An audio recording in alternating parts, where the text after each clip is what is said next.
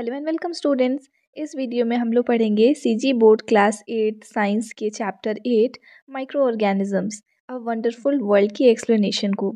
इस लेसन में हम लोग पढ़ेंगे कि माइक्रो ऑर्गेनिजम्स क्या होते हैं एंड ये हमारे बॉडी में और हमारे अर्थ में और हमारे लाइफ में किस तरीके से रोल प्ले करते हैं अपना। तो स्टार्ट करते हैं हम लोग इसके एक्सप्लेनेशन को। आपका फर्स्ट टॉपिक यहाँ पे 8.1 जो दिया है इंट्रोडक्शन के फॉर्म में है।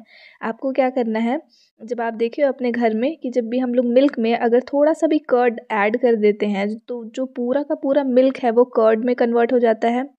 और ये प्रोसेस जो है वो थोड़ा स्लोली स्लोली होता है, इसमें टाइम लगता है। सिमिलरली अगर हमारे पास में फ्रूट्स एंड वेजिटेबल्स बहुत टाइम तक रखे हुए हैं तो वो डीके होना स्टार्ट हो जाते हैं।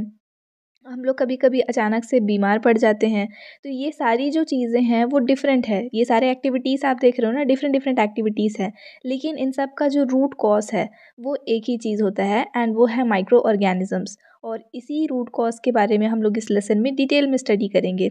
जैसे यहाँ पे कुछ फिगर्स भी आपको दिए हुए हैं सब माइक्रो ऑर्गेनिजम्स के। सो हमारी अर्थ में different types of living organisms जैसे कि trees, plants, elephants, human beings, birds, fish and etcetera रहते हैं। ये सारे के सारे जो हैं उनको हम देख पाते हैं अपने नेकेड आइज से। अब जिन चीज़ों को हम लोग अपने नेकेड आइज से देख पाते हैं इन्हें माइक्रो ऑर्गेनिजम्स कहा जाता है। बट कुछ ऐसे लिविंग ऑर्गेनिजम्स भी हैं इस वर्ल्ड में जो कि हम लोग अपने नेकेड आइज से नहीं देख सकते, लेकिन उनके प्रेजेंस को फील किया जा सकता है। ऐसे ऑर्गेनिजम्स जिसको हम नहीं देख पा रहे हैं अपने नेकेड आइज से, उनको देखने के लिए माइक्रोस्कोप का ज़रूरत पड़ता है एंड इन ऑर्गेनिजम्स को माइक्रो ऑर्गेनिजम्स कहा जाता है। ये सारे ऑर्गेनिजम्स जो हैं वही यहाँ पे कर्ड को डीके मतलब मिल्क से कर्ड में कन्वर्ट होने में और चीज़ों को डीके होने में और हमारे डिजीज़ का कॉज बनते हैं। नेक्स्ट आपका 8.2 हेडिंग जो दिया है वो है come on let us see how small they are, यानी कि ये जो माइक्रो ऑर्गेनिजम्स हैं वो कितने छोटे होते हैं। हम अपने उसको नेकेड आइज से तो नहीं देख पा रहे, दैट मीन्स वो स्मॉलर साइज के हैं, तो वो कितने स्मॉल हैं। Now as we see in animal kingdom there is a vast difference. Animal kingdom में बहुत ज़्यादा डिफरेंस है साइज़ और शेप के बीच में। जैसे कि आप यहाँ इस एग्जाम्पल को देख लो, एक एनर्मस एलिफेंट और एक टाइनी एंट। तो एंट और एलिफेंट के साइज़ में तो बहुत ग्रेट डिफरेंस है एंड वैसे ही इन दोनों के शेप में भी बहुत ज़्यादा डिफरेंस है। तो वैसे ही इसी तरह से बहुत सारे ग्रेट वैरायटी में माइक्रो ऑर्गेनिजम्स भी मिलते हैं। जैसे कि एमीबा जो है वो 3 टाइम्स बिगर होता है कॉमन बैक्टीरिया से। नाउ कुछ माइक्रो ऑर्गेनिजम्स ऐसे होते हैं जिनको कि आप सिंपल माइक्रोस्कोप से देख सकते हो, उनका एग्जाम्पल दिया है एमीबा, पैरामीशियम एक्सेट्रा। लेकिन वहीं पे कुछ माइक्रो ऑर्गेनिजम्स ऐसे होते हैं जैसे कि एल्गी और फंगी, इनको तो आप बिना किसी माइक्रोस्कोप के हेल्प से भी आप देख सकते हो। लेकिन अगर ग्रुप्स में प्रेजेंट है तो, लेकिन अगर इंडिविजुअली देखना होगा तो माइक्रोस्कोप का ज़रूरत पड़ता है। वहीं पे कुछ माइक्रो ऑर्गेनिजम्स ऐसे होते हैं जिनको कि हम लोग सिंपल माइक्रोस्कोप से भी नहीं देख पाते हैं, और इसके लिए हम लोग को ज़्यादा पावरफुल इलेक्ट्रॉन माइक्रोस्कोप का ज़रूरत पड़ता है। जैसे कि बैक्टीरिया एंड वायरसेस, ये आपको सिंपल माइक्रोस्कोप्स में नहीं दिखेंगे। तो माइक्रोस्कोप जो है वो क्या करता है, बहुत ही स्मॉल साइज़ के जो ऑर्गेनिजम्स होते हैं उनको भी देखने में हेल्प करता है। तो जो माइक्रो ऑर्गेनिजम्स है वो बहुत ही स्मॉल साइज़ के हैं। सो इनका जो लेंथ और विड्थ अगर आपको मेजर करना है ना, तो नॉर्मली हम लोग जैसे मीटर, सेंटीमीटर या मिलीमीटर यूज़ करते हैं ना, इन सारे यूनिट्स में मेजर नहीं कर पाएंगे। उसके लिए माइक्रो यूनिट्स का यूज़ होता है। नाउ देखिए, हम लोग समझते हैं कि कितने छोटे होते हैं ये, या फिर ये माइक्रो यूनिट्स जो हैं वो क्या है। तो आप क्या करना, आपके पास में स्केल होगा, उस स्केल की हेल्प से आपको 1 mm लेंथ का एक लाइन ड्रॉ करना है। Students keep in mind 1 mm लिखा है। तो आपके जो स्केल होता है उसमें इंच एंड सेंटीमीटर बना हुआ होता है। तो सेंटीमीटर जो है 1 सेंटीमीटर में टोटल 10 mm बने हुए होते हैं, छोटे छोटे लाइन्स। तो उसमें से जो आपका सबसे सिंगल मतलब 1 mm का जो आपका लाइन बनेगा छोटा सा, वो आपको ड्रॉ करना है। ठीक है, इसको 1 mm लेंथ बोल रहे हैं। अब आपको क्या करना है, इस 1 mm के लाइन को 1000 डिफरेंट पार्ट्स में डिवाइड करना है। ये कर तो नहीं पाओगे क्योंकि 1 mm बहुत स्मॉल होता है, लेकिन आप इमेजिन कर सकते हो कि इस छोटे से 1 mm के लाइन को आपको 1000 पार्ट्स में डिवाइड करना है। तो हर एक सिंगल पार्ट जो है वो माइक्रोमीटर होगा। जैसे कि आप सेंटीमीटर को 10 पार्ट्स में डिवाइड किए, 10 इक्वल पार्ट्स में, तो 1 mm बना। इस 1 mm को 1000 इक्वल पार्ट्स में डिवाइड करोगे तो 1 माइक्रोमीटर्स के सारे लाइन्स जो हैं वो बनेंगे। ये जो माइक्रोमीटर्स हैं, अब आप इमेजिन करो जो पैरामीशियम होता है ना, वो अबाउट 100 माइक्रोमीटर्स का उसका साइज़ होता है। लेकिन अब ये जो ऑर्गेनिज्म है ये तो उस हिसाब से माइक्रो ऑर्गेनिजम्स के कंपैरिजन में पैरामीशियम का साइज़ तो ये काफ़ी ज़्यादा है। इससे भी छोटा होता है नैनोमीटर। अब नैनोमीटर कैसे आएगा, तो जब हम लोग इस 1 माइक्रोमीटर को सेम वैसे ही 1000 पार्ट्स में डिवाइड कर दें तो हर एक सिंगल पार्ट जो है वो 1 नैनोमीटर होता है। और जब हम लोग 28 नैनोमीटर्स का डायमीटर अगर कलेक्ट करें तो एक पोलियो वायरस कोकस जो है वो बनता है। तो अब आप समझ गए होंगे कि जो माइक्रो ऑर्गेनिजम्स होते हैं वो एक्चुअल में कितने छोटे होते हैं। नेक्स्ट हेडिंग आपका दिया है where do we find microorganisms. Microorganisms जो हैं वो मिलते कहाँ हैं।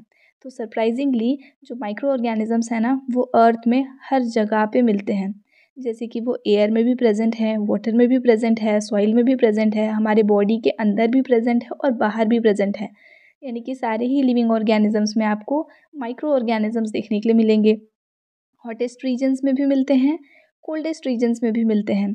यानी कि ये जो माइक्रो ऑर्गेनिजम्स हैं ये अर्थ में हर जगह पे मिलते हैं और वो किसी भी कंडीशन में जो है सर्वाइव कर सकते हैं। अब जैसे यहाँ पे एक एक्टिविटी दिया है आपको, एक्टिविटी फर्स्ट। आपको एक ग्लास या फिर प्लास्टिक का बॉटल चाहिए, माइक्रोस्कोप चाहिए, ग्लास लाइट चाहिए और ड्रॉपर चाहिए। इतनी चीज़ों के हेल्प से आपको क्या करना है, वो जो बॉटल आप लिए थे उसमें वाटर कलेक्ट करना है, पॉन्ड से या फिर टैंक से। और उसके बाद उसको कुछ देर तक आपको छोड़ देना है। फिर आप क्या करोगे, इसमें से एक ड्रॉप वाटर लोगे और उसको ग्लास स्लाइड पे रखोगे और उसको माइक्रोस्कोप के अंदर ऑब्जर्व करोगे। जब आप ऑब्जर्व करोगे तो आपको जो जो चीज़ें उनमें दिख रही है ना उनका आप फिगर बनाने का ट्राई करना। तो यहाँ पे आपको पिक्चर दिया है 8.2। ये सारी चीज़ें आपको उस वाटर के अंदर देखने मिलेंगी जब आप वो उसको माइक्रोस्कोप में देखोगे। इनको ये हम माइक्रो ऑर्गेनिजम्स बोलते हैं। नेक्स्ट अब आपका हेडिंग है टाइप्स ऑफ माइक्रो ऑर्गेनिजम्स। ये इंपॉर्टेंट हेडिंग हो जाता है। जो भी माइक्रो ऑर्गेनिजम्स है ना उन सबको 5 डिफरेंट टाइप्स में यूजुअली डिवाइड किया जाता है। एक होता है एल्गी, दूसरा फंगी, तीसरा protozoa, fourth bacteria and fifth virus. ये 5 मेजर टाइप्स हैं, ये आपको अच्छे से याद करने हैं, ठीक है। माइक्रो ऑर्गेनिजम्स जो है वो मोस्टली यहाँ पे यूनिसेल्यूलर ही होते हैं, लेकिन कुछ हैं जो मल्टी सेल्यूलर भी होते हैं। तो ये सारे ऑर्गेनिजम्स हैं, 5 बेसिक कैटेगरीज में ये डिवाइडेड है। ये 5 कैटेगरीज आपको पता होना चाहिए।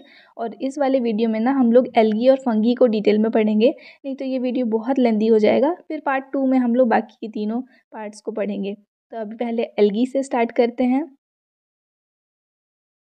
एल्गी जो है वो यूजुअली वाटर में या फिर मॉइस्ट प्लेसेस में मिलता है। अब ये एल्गी क्या है, जिसको आप हिंदी में काई बोलते हो ना, ये वो सब्सटेंस है, वो चीज़ है, मतलब वो माइक्रो ऑर्गेनिज्म है। तो ये ज़्यादातर कि आपको मॉइस्ट या वेट प्लेसेस पे ही मिलेगा, जैसे कि पॉन्ड्स हो गया, उसके वाटर के आसपास में आपको दिख जाएगा कुछ ग्रीन या फिर ग्रे कलर के लेयर्स दिखते हैं। इनको ही हम लोग एल्गी बोलते हैं और इनका कॉमन नेम मतलब दूसरा नेम स्लिमी माउल्ड है। इसके बाद ये जो एल्गी हैं वो यूजुअली ग्रीन, रेड या फिर ब्राउन कलर के होते हैं। इनका कलर जो है वो पर्टिकुलर पिगमेंट के प्रेजेंस की वजह से होता है। तो इनमें से जो ग्रीन पिगमेंट है वो आपको पता है ना, चैप्टर 7 में भी हम लोग पढ़ के आए, क्लोरोप्लास्ट। तो ये ग्रीन वाला जो आपको कलर दिख रहा है वो उस पिगमेंट की वजह से है। वैसे ही रेड एंड ब्राउन के लिए भी डिफरेंट पिगमेंट्स जो हैं वो प्रेजेंट होते हैं। यहाँ पे आपको क्वेश्चन पूछा है right the name of pigment present in green algae. तो ग्रीन एल्गी में chloroplast. And name the process by which they prepare food. तो जो भी ग्रीन सब्सटेंस हैं मतलब ग्रीन ऑर्गेनिजम्स हैं वो सारे जो हैं अपना फूड फोटोसिंथेसिस के थ्रू प्रिपेयर करते हैं। तो यहाँ पे आपका आंसर हो जाएगा फोटोसिंथेसिस। देन यहाँ पे दिया है एक्टिविटी 2 जो कि आपके टीचर्स के थ्रू डेमोन्स्ट्रेट होगा। मैं आपको वो एक्सप्लेन कर देती हूँ। एक स्मॉल ग्लास बॉटल लेना है, माइक्रोस्कोप लेना है और एल्गी लेना है। तो आपको एल्गी कलेक्ट करना पड़ेगा डिफरेंट सोर्सेज से। जैसे कि टैंक में वाटर अगर पड़ा हुआ है तो उसमें एल्गी होगा, रिवर में होगा, पॉन्ड में होगा, लेक में होगा। तो डिफरेंट डिफरेंट एरियाज से आपको एल्गी कलेक्ट करना है, कुछ सैंपल लेकर के आने हैं एंड उसके बाद आप उसको ऑब्जर्व करोगे, उनका कलर, उनका शेप और उस सबको कंपेयर करना है। और उससे रिलेटेड आपको ये सारे क्वेश्चंस यहाँ पे जो दिए हैं उनको आंसर करना है। तो आपका फर्स्ट क्वेश्चन है कि क्या सभी एल्गीज का स्ट्रक्चर जो है वो सेम है। सो ऑब्वियसली नॉट ना, सारे सेम नहीं होंगे। उसके बाद आपको बोला है इनका आपको डायग्राम बनाना है। तो जैसा माइक्रोस्कोप में दिख रहा है ना वैसा आपको इसका डायग्राम बनाना पड़ेगा एंड उसके बाद इनमें सिमिलैरिटीज़ और डिसिमिलैरिटीज़ क्या दिख रही हैं उनको आपको यहाँ पे एनलिस्ट करना पड़ेगा। तो ये जो है एक्टिविटी जब आपके टीचर्स डेमोन्स्ट्रेट करेंगे तब आप वहाँ से बना सकते हो। Now in this way you have seen that mostly all algae are green in colour. तो आपका मेन ऑब्जर्वेशन जो यहाँ पे आएगा वो यहाँ पे मेंशन कर दिया है कि आपको मोस्टली एल्गीज जो है वो ग्रीन कलर के दिखेंगे, लेकिन इन सब का डिफरेंट डिफरेंट शेप होगा। ये जो एल्गी हैं इनका मेन फूड जो है वो जो वाटर एनिमल्स होते हैं ना, उनका मेन फूड ये एल्गी होता है। मतलब वाटर में जो भी चीज़ें रहती हैं ना, जैसे फिश भी हो गए, तो वो लोग इस एल्गी पे ही डिपेंडेंट होते हैं अपने फूड के लिए। Now it is also used by human beings. अब हम लोग कैसे यूज़ करते हैं, तो इनका यूज़ फैक्ट्रीज में किया जाता है, medicine, cosmetics, paints, printing, iodine और अदर प्रोडक्ट्स बनाने के लिए। Now giving cattle food to animals. जो एनिमल्स होते हैं ना, जैसे यहाँ पे मिल्क प्रोड्यूसिंग एनिमल्स हैं, तो उनको एक special type of cattle food दिया जाता है। फॉर एग्जांपल यहाँ पे दिया है सानी। ये क्या है, तो mixture of chaff, oil cake, jaggery etcetera. इन सबको मिक्स करते हैं, वाटर में सोक कर देते हैं ओवरनाइट के लिए। रात भर जब आप सोक करते हो किसी भी चीज़ को ना, तो उसके अंदर माइक्रो ऑर्गेनिजम्स जो हैं वो ग्रो होते हैं, और जब माइक्रो ऑर्गेनिजम्स ग्रो होते हैं उसमें, तो उस फूड का न्यूट्रिटिव वैल्यू जो है ओवरऑल वो इंक्रीज हो जाता है, और इसीलिए ये कैटल्स के लिए एक बोल सकते हो कि सुपर फूड बन जाता है। नेक्स्ट दिया है, या फिर स्पेशल फूड बन जाता है। तो एल्गी वाला टॉपिक आपका हो गया। नेक्स्ट दिया है फंगी। नाउ फंगी जो है, ये भी माउल्स ही बोला जाता है इनको भी। तो जब हम लोग पिकल, जैम, फ्रूट्स या वेजिटेबल्स को वेट क्लोथ्स या फिर ओल्ड शूज़ या वॉल्स या वुड, इन सब चीज़ों में आपको दिखेगा येलो, ब्लैक या ग्रे कलर का स्पॉट। तो एक्चुअल में ये सब चीज़ें जो हैं वो फंगी ही हैं। आपको दिख रहा है पिकल्स में, जैम्स में। आप देखो फंगी का एकदम बेस्ट एग्जांपल अगर आपको देखना है कि क्या होता है ना, तो आप ब्रेड को थोड़ा सा वेट करके, या फिर ऐसे भी नॉर्मली अगर मॉइस्ट कंडीशंस है, तो आप ब्रेड को थोड़े दिन वहाँ पे रख दोगे, या फिर रोटी को रख दोगे, तो उसके ऊपर फंगस डेवलप हो जाता है। तो आप देख सकते हो वो जो सब्सटेंस है वही फंगस है। यहाँ पे इसके डिफरेंट शेप्स और साइजेस भी दिए हुए हैं। नेक्स्ट आपका एक्टिविटी 3 दिया है, देखो ब्रेड का ही दिया, a piece of bread, microscope, slide और कवर स्लिप।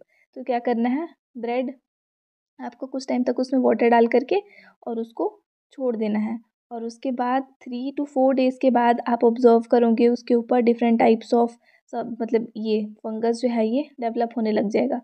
तो ये जो ग्रीन कलर का कोटिंग इसके ऊपर डेवलप हुआ है, या फिर मान लो ग्रे कलर का डेवलप हुआ होगा, तो आपको उसको स्क्रैच करके निकाल लेना है, एंड उसके बाद उसको आपको माइक्रोस्कोप के अंदर ऑब्जर्व करना है। तो यहाँ ये जो फिगर दिखा है ना, ये इस तरीके का वहाँ पे नज़र आएगा, और इसी को ही फंगस बोलते हैं। एक्टिविटी 4 दिया है, फंगस को ब्रेड माउल्ड भी बोलते हैं ना, जैसे कि एल्गी को हम लोग स्लिमी माउल्ड बोल रहे थे, वैसे ही। नाउ यहाँ पे आपको चाहिए कि 5 to 6 स्टूडेंट्स लगेंगे, तो ये आपको क्लासरूम्स में आपके टीचर्स कराएंगे।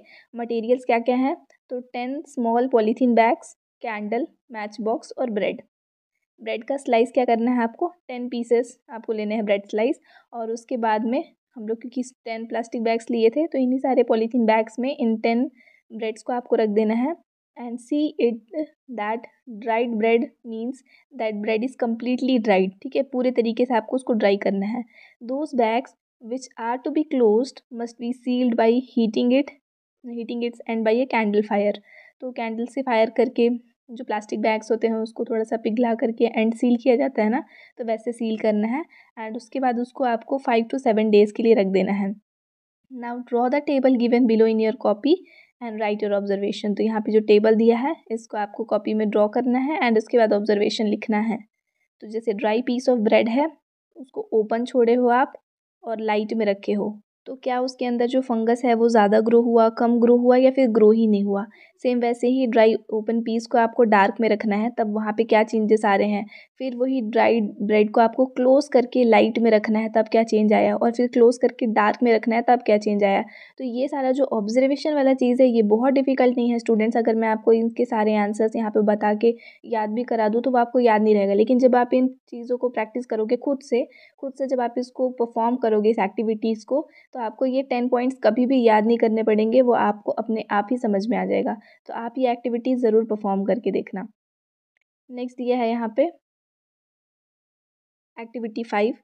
मटेरियल्स क्या क्या चाहिए आपको, 1 bowl of wheat flour, yeast, 2 test tubes, lukewarm water, 2 bowls या फिर प्लेट्स, और ½ टीस्पून शुगर और कॉटन, इतना रिक्वायरमेंट है। आपको क्या करना है, क्लीन और ड्राई कर लेने हैं अपने हैंड्स को, प्रॉपरली क्लीन करके ड्राई कर लेना है, एंड उसके बाद आपको व्हीट फ्लोर लेना है और 2 डिफरेंट बाउल्स में उसको रखना है। अब क्या करोगे आप, दोनों ही बाउल्स को लेबल कर दो A और B, और दोनों में 1 टीस्पून ऑफ ईस्ट डालना, ठीक है। उसके बाद क्या करना है आपको, हाफ टी स्पून शुगर जो है वो बाउल ए में डालना है और बाउल बी में आपको कुछ नहीं डालना है। उसके बाद इन दोनों ही फ्लावर का आपको वाटर डाल के डो प्रिपेयर कर लेना है और उसके बाद इस डो को आपको टेस्ट ट्यूब्स के अंदर डाल देना है एंड उस टेस्ट ट्यूब को आपको कॉटन के हेल्प से उसके माउथ को कवर कर देना है एंड ऑब्जर्व करना है आपको इनको हर 10 मिनट्स के बाद, क्या वो राइज़ हो रहा है कि नहीं वो बॉल। ठीक है, जो बॉल्स आप डालते हैं यहाँ पे सेटअप दिख रहा है, बॉल्स ऑफ राइस फ्लावर है, तो इसके अंदर हम लोग डाले थे तो क्या वो राइज़ हो रहा है कि नहीं। तो आपको दिखेगा कि जो टेस्ट ट्यूब ए है ना उसके अंदर का जो राइस फ्लावर था वो यहाँ पे, मतलब सॉरी ये जो फ्लावर था वो यहाँ पे राइज़ होने लगेगा। नाउ आपको आंसर देने हैं इन सारे क्वेश्चंस के अपने ऑब्जर्वेशन के बेसिस पे। तो फर्स्ट क्वेश्चन दिया है, in which test tube has the flour risen more, what may be the cause. अब दोनों में आप ईस्ट तो डाले ही थे, तो ईस्ट जो है वो यहाँ पे डो को राइज होने में ही हेल्प करता है, लेकिन किस में ज़्यादा राइज हुआ है, तो टेस्ट ट्यूब ए में। अब उसका क्या रीज़न है। नेक्स्ट दिया है कि आप जब शुगर ऐड कर रहे हो तो वहाँ पे राइस जो है उस पर क्या इफेक्ट पड़ रहा है, राइजिंग में फ्लोर जो है उसके राइज होने में क्या इफेक्ट पड़ रहा है। एंड थर्ड क्वेश्चन है, is any special food item needed for yeast to multiply. Simple चीज़ है, अगर ये राइस फ्लोर जो था, सॉरी ये जो फ्लोर था वीट का फ्लोर था, अगर ये राइज हो रहा है मतलब कि बढ़ता जा रहा है, दैट सिंपली मीन्स कि उसके अंदर जो हम लोग ईस्ट डाले थे वो ग्रो हो रहा है। तो क्या इस ईस्ट को मल्टीप्लाई होने के लिए किसी स्पेशल फूड का ज़रूरत पड़ा। ये सारे क्वेश्चंस आपको आंसर करने हैं। और फोर्थ दिया है, where did the air come to inflate flour balls. तो ये जो बॉल्स थे जो कि आप दिख रहा है कि राइज हो जा रहे हैं, तो उसके अंदर एयर कहाँ से आए, ये सारे रीजंस जो है वो आपको बताने हैं। अब ये सारे क्वेश्चंस के आंसर्स आपको ऑलरेडी यहाँ पे दिए हुए हैं। जो ईस्ट है वो एक लिविंग ऑर्गेनिज्म है और उसको हमेशा क्या चाहिए होता है, फूड वाटर और एनर्जी चाहिए होता है, क्योंकि लिविंग ऑर्गेनिजम्स को तो ये चाहिए ही। तो जब हम लोग उसको शुगर देते हैं ना, तो शुगर जो है वो फूड का काम करता है उसके लिए, और उस शुगर में से वो एनर्जी लेता है और कार्बन डाइऑक्साइड गैस रिलीज़ करता है। इस प्रोसेस को बोलते हैं फर्मेंटेशन। फर्मेंटेशन के थ्रू ही जो बैटर होता है इडली का, डोसा का, जलेबी का या फिर ब्रेड का, इनको प्रिपेयर किया जाता है। यानी कि नॉर्मल आप व्हीट फ्लावर ले रहे हो, उसमें अगर ईस्ट डाल रहे हो और थोड़ा सा शुगर डाल रहे हो, तो अपने आप उसके अंदर फर्मेंटेशन होगा, ईस्ट राइज होगा, उसके अंदर कार्बन डाइऑक्साइड गैस प्रिपेयर होगा, जिसके वजह से क्या होगा कि उस फ्लावर में आपको छोटे छोटे जो बबल्स फॉर्म हो जाएंगे और फिर वो पोरस हो जाएगा पूरा, और यही प्रोसेस को हम लोग फर्मेंटेशन बोलते हैं। देन आपका एक्टिविटी 6 दिया है, यहाँ पे आपको मटेरियल्स चाहिए 6 different test tube stand, 3 balloons, yeast, sugar, jaggery, alkaline phenolphthalein solution and water. अब आपको 3 टेस्ट ट्यूब्स लेने हैं तो लेबल कर दो उनको ए, बी और सी। एंड उसके बाद आपको क्या करना है, लिटिल वाटर ऐड करना है तीनों ही टेस्ट ट्यूब्स में, और उसके बाद में आपको 2 टीस्पून ऑफ शुगर ऐड करना है ए और बी में। और उसके बाद ए में आप इसके अलावा कुछ भी नहीं डालोगे, लेकिन बी में आपको क्या करना है, जैगरी डाल देना है। तो शुगर और जैगरी दोनों है आपका बी में, और ए में हम लोग सिर्फ शुगर डाले हैं। नाउ टेस्ट ट्यूब ए में आपको ईस्ट भी डाल देना है। तो ए में आपके पास क्या क्या होगा, शुगर और ईस्ट, और बी में होगा शुगर और जैगरी। उसके बाद आपको इस टेस्ट ट्यूब के माउथ को ऐसे बलून से कवर कर देना है एंड इसको छोड़ देना है कुछ देर के लिए। और उसके बाद आप ऑब्जर्व करोगे ये सारे क्वेश्चंस को, अपने ऑब्जर्वेशन के बेसिस पे आंसर करोगे। फर्स्ट क्वेश्चन दिया है, balloon of which test tube expanded the most. अब इन तीनों में से किसका ज़्यादा एक्सपैंड होगा। देखो थर्ड वाले में हम लोग सिर्फ पानी डाले हैं, इसमें वाटर के साथ में शुगर और जैगरी है, और इसमें वाटर के साथ में शुगर और ईस्ट है। तो ऑब्वियसली जो ईस्ट है वो शुगर के ऊपर फीड करेगा और उसके वजह से उसके अंदर कार्बन डाइऑक्साइड गैस बनेगा, और वो गैस जो है वो इस बलून में फिल हो जाएगा और ये जो बलून है वो एक्सपैंड होने लगेगा। तो इसलिए आपका आंसर यहाँ पे क्या होगा, कौन सा टेस्ट ट्यूब का बलून एक्सपैंड हुआ, ए का। और रीज़न क्या है, फर्मेंटेशन के थ्रू। नेक्स्ट दिया है, balloon of which test tube has expanded the least. कौन सा सबसे कम होगा, तो ऑब्वियसली सी जो है वो एक्सपैंड नहीं होगा कह सकते हैं यहाँ पे, क्योंकि इसके अंदर में आप कुछ नहीं डाले थे, सिर्फ वाटर है। नेक्स्ट दिया है, balloon of which test tube has not expanded. Okay, तो थर्ड में आप आंसर लिखना कि सी वाला जो है वो एक्सपैंड नहीं हुआ, और उसके बाद सेकंड क्वेश्चन में लिखना कि बी था जो कम एक्सपैंड हुआ। और देन फोर्थ क्वेश्चन है, नेम द प्रोसेस। तो प्रोसेस क्या है यहाँ पे, जस्ट हम लोग पढ़े, fermentation. Now we have seen, see which gas is filled in the balloons. Balloons पे कौन सा गैस फिल्ड है, तो ऑब्वियसली इसके अंदर क्या प्रोड्यूस हुआ है, कार्बन डाइऑक्साइड गैस। तो हम लोग कैसे टेस्ट करेंगे कि इसके अंदर कार्बन डाइऑक्साइड गैस है, उसके लिए हम लोग लिए थे अल्कलाइन फिनोल्फ्थालीन सॉल्यूशन। तो आपको ये जो बलून है उसको टेस्ट ट्यूब में से निकालना है केयरफुली, ताकि उसके अंदर जो गैस फिल्ड है वो एस्केप ना हो पाए। एंड उसके बाद इस बलून को इसके अंदर जो गैस है वो आपको कहाँ डाल देना है, फिनोप्थिलीन सॉल्यूशन में उसको पास कराना है और उसके बाद उस टेस्ट ट्यूब को शेक करना है। फिर आप देखोगे कि ये जो फिनोप्थिलीन का सॉल्यूशन है जो पहले पर्पल कलर का था वो अब उसका कलर चेंज हो गया है, डिसअपियर हो जाएगा कलर। तो इससे आपको पता चलेगा कि उसके अंदर में जो गैस था वो कौन सा था, कार्बन डाइऑक्साइड था। Now you know that by fermentation process wine, beer, vinegar is prepared। तो फर्मेंटेशन के थ्रू ही वाइन, बियर और विनेगर जो है वो प्रिपेयर किया जाता है और ये सारा कुछ जो है वो फंगस यहाँ पे यूज़ किया जा रहा है। मतलब सिंपल है, फंगी का हम लोग टॉपिक पढ़ रहे थे तो यही है। अब ये जो मशरूम्स हम लोग जो कंज्यूम करते हैं ना वो भी फंगस ही होता है। मतलब फंगस के बहुत सारे यूजेस हैं हमारे डेली लाइफ में और they have much minerals and proteins. उनके अंदर प्रोटीन और मिनरल भी बहुत ज़्यादा प्रेजेंट होता है, इसलिए वो बहुत ही न्यूट्रिशियस फूड है। और बहुत सारे मेडिसिन जैसे कि एग्जांपल दिया है यहाँ पे पेनिसिलिन का, वो भी फंगस से ही बनता है। लेकिन कुछ फंगस जो है वो हार्मफुल भी होते हैं क्योंकि वो डिफरेंट मटेरियल्स जो हैं फूड आइटम्स में, जो उसमें जब वो हम लोग बहुत टाइम तक छोड़ देते हैं ना तो उसके ऊपर फंगस जो है वो ग्रो हो जाता है। तो ये वाला जो फंगस है ना वो हार्मफुल होता है, वो फूड को स्पॉइल कर देता है और फिर वो फूड हार्मफुल हो जाता है। और वैसे ही कुछ जो फंगस होते हैं ना वो प्लांट्स और एनिमल्स में डिजीज़ कॉज करते हैं और जो स्किन डिजीज़ है जो रिंगवर्म्स की वजह से हो रहा है वो भी फंगस ही उनका एक मेजर रीज़न होता है। नेक्स्ट आपका एक छोटा सा यहाँ पे पॉइंट दिया है, fungus and potato. Fungus and potato में आपको क्या पढ़ना है कि जो फंगस होता है वो पोटैटो या फिर प्लांट क्रॉप्स जो होते हैं ना उनको डिस्ट्रॉय करता है। जैसे कि जो 19th सेंचुरी है उसमें पोटैटो क्रॉप जो था आयरलैंड का वो कम्प्लीटली डिस्ट्रॉय हो गया था ड्यू टू पैरासिटिक फंगस। और इसकी वजह से एक फेमाइन आया था जिसके वजह से जो पोटैटो है ना वो अवेलेबल ही नहीं था वहाँ पे, क्योंकि जो आयरलैंड के जो लोग होते हैं ना जिनको आयरिश बोलते हैं उनका एक स्टैपल फूड है पोटैटो। मतलब मेनली वो लोग डिपेंडेंट होते हैं इसकी वजह से, इसके ऊपर ही। इसलिए एक फेमाइन आया था, मतलब कि स्कार्सिटी हो गया था यहाँ पे पोटैटो का और बहुत सारे लोगों का जो है डेथ हो गया था हंगर के वजह से। नेक्स्ट आपके ये जो इंडेक्स क्वेश्चंस दिए रहते हैं ना स्टूडेंट्स, ये मैं आपको एक्सरसाइज सॉल्यूशन वाले वीडियो में कराऊंगी ही। नेक्स्ट आपका टॉपिक है प्रोटोजुआ, तो यहाँ से जो है हम लोग नेक्स्ट वाले वीडियो में कवर करेंगे। आई होप यहाँ तक आपको ये लेसन जो है वो पूरा अच्छे से समझ में आ गया होगा। Thanks for watching. और आपका ये जो नेक्स्ट वाला वीडियो है वो फिलहाल आपको स्क्रीन पे डिस्प्ले हो रहा होगा, आप यहाँ पे क्लिक करके देख सकते हो। अगर चैनल पे न्यू आए हो तो चैनल को सब्सक्राइब कीजिएगा।